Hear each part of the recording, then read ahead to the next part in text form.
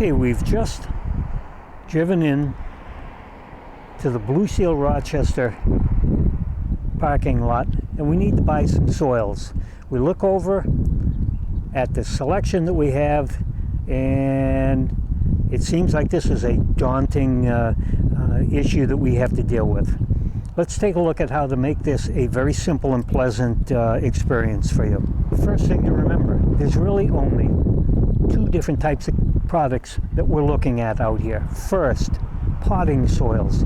Those products that you're going to want to use in a container when you're growing your vegetables, your flowers, your medicinals, whatever you're growing. So we have potting soils. Then we also down at the other end have soil amendments. Let's take a real quick look at potting soils. Potting soils come in two different categories. First, what we call soil-less mix. They aren't soil out of the garden. They're mixes of peat moss, perlite, vermiculite, wetting agents that are used by commercial growers. They're designed to give you the proper aeration and water retention. This is what I and virtually all commercial growers use. Soilless mixes. That may be something like the Lamberts. You may see Faffards. You may at other stores see Pro Mix, things like the Sunshine No. 4. They're all variations on the same thing. All of them will give you excellent results and excellent quality and excellent yield when you use the products right. This is your best bang for the buck if you're talking a lot of containers, 3.8 cubic foot bales. All of these variations, we won't talk about the science and the differences. They'll all do exactly what you're looking for. Let's look at the second type of potting soil that you can buy, what we call charged potting mixes. The charged mixes are potting substrates that have things like compost and all of those seed products, seaweed, lobster, crab. They may have things like cow manures, bat guanos.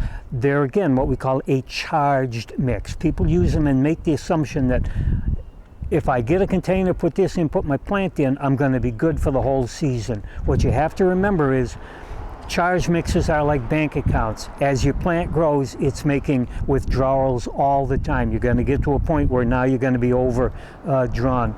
So a rule of thumb, all of these products, as the price of the bag increases, generally that means the nutrient load is increasing. One of the recognized top of the line in terms of the amount of nutrients is the Coast of Maine Stonington blend.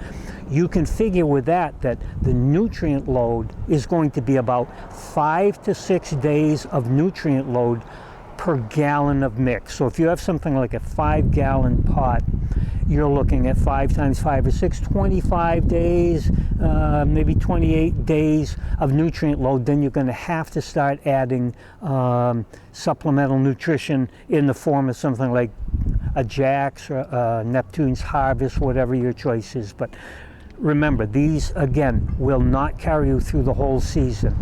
As the price goes down and the nutrient load goes down, with some of the lower price ones, you may be only looking at 2 or 3 days per gallon of mix. So keep that in mind if you're looking to grow in a container using a charged mix, that you're going to have to figure how long that nutrient load's going to last, and then start using a supplemental fertilizer from that point on. So potting soils, real easy. Soilless mixes, charged loads. As the price on the increases on the charged mixes, you can figure that the nutrient load is increasing, but it won't go the entire season. Let's go down and look at soil amendments. There may seem to be an endless number of products in a line like Coast of Maine, Dr. Earth, Happy Frog, but again, they're all just variations on a theme. When you read the bags and you see that a same size bag, the price is increasing from variety to variety, all that's happening there is that the nutrient load, again, just like with the charged potting soils, that the nutrient load is increasing.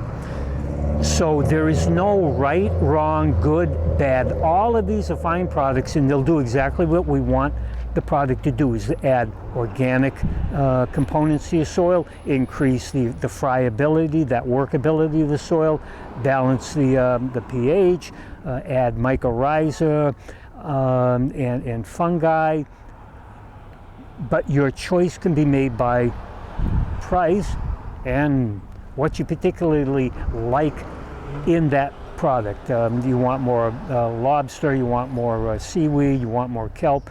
So you could pick any of these blindfold and be adding a good product to your soil. That goes for any of the different brand names. There are 2 or 3 brand names here, but they will all follow these same rules. As the price goes up, it means the nutrient load goes up. If you have questions, you can come into any of the Blue Seal stores. You can get in touch with me at the email contact at the end of the video. We'll look forward to spring and getting those containers going. And remember, you need to know what your plants need to grow.